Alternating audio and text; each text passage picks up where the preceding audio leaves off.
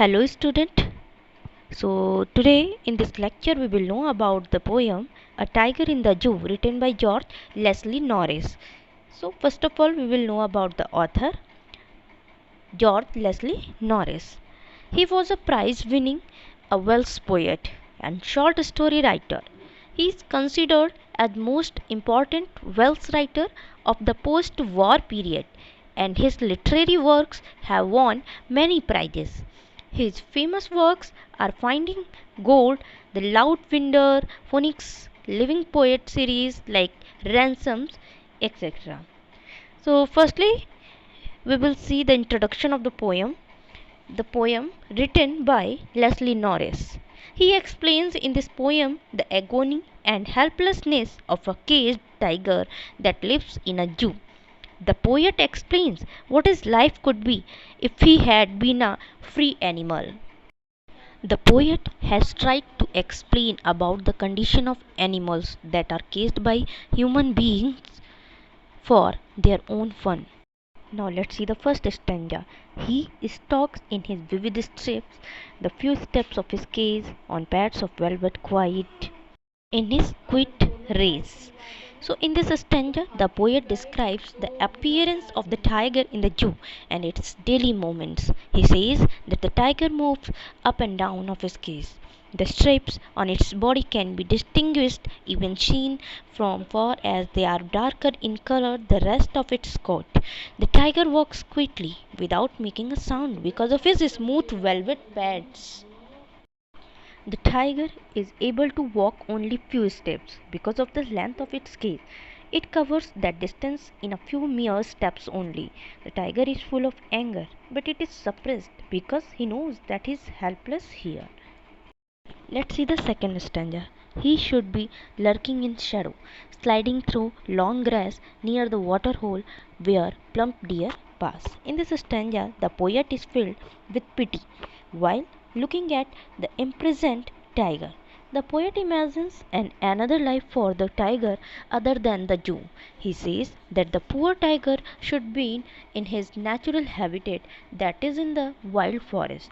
He says that under normal conditions this tiger would have been moving in the darkness, not in the clear daylights. It would have been lying in the shadows of trees or hiding itself behind long grass so that its prey will not be able to detect its movement. In this way, the tiger would have moved near the water hole where all the animals of the forest come to drink on sunny afternoons.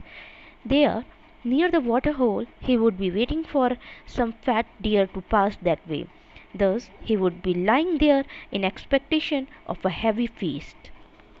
Let's see the third stanza. He should be snarling around houses at the jungle's edge, bearing his white fangs, his claws, terrorizing the village. So, in this stanza, the poet says that even though he would prefer the tiger to live in the wild, it is not as if it would lose all touch with human civilization. He imagines what the tiger will do in case he failed to find any prey in his natural habitat. He says that the tiger would be growling at the edge of jungle near some village. He would be showing his white fangs and claws while moving here and there with the intention of scaring all the inhabitants of that village. He would thus become a cause of terror for the villagers. The poetess here gives a hint that if we destroy the natural habitat of tigers, they will be forced to turn to our towns and villages to find their food. The next stanza. But he is locked in a concrete cell, his strength behind bars stalking the length of his cage. In this stanza, the poet stops imagining the tiger's alternate life and returns to its real one. The poet sees the tiger caged in a small concrete cell in the zoo, like a prisoner in the jail. In spite of all his strength, it now lies imprisoned behind the bars. The tiger pays no attention to the visitors who come to see him every day at the zoo.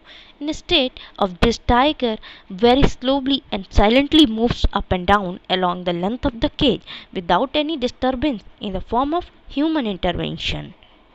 Let's see the next stanza. He hears the last voice at night. The patrolling cars and stares with his brilliant eyes at the brilliant stars. In this stanza, the poet describes about the daily routine of tiger. The tiger does not rest during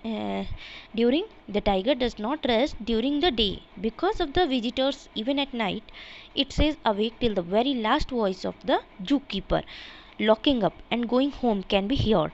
After that, too, it does not go to sleep. All night it remains disturbed due to the noise of the patrolling cars. He keeps staring at the brilliant stars with his brilliant eyes. Perhaps he is asking heaven why he has been imprisoned there. Hope you all are understand with this poem. Thank you so much.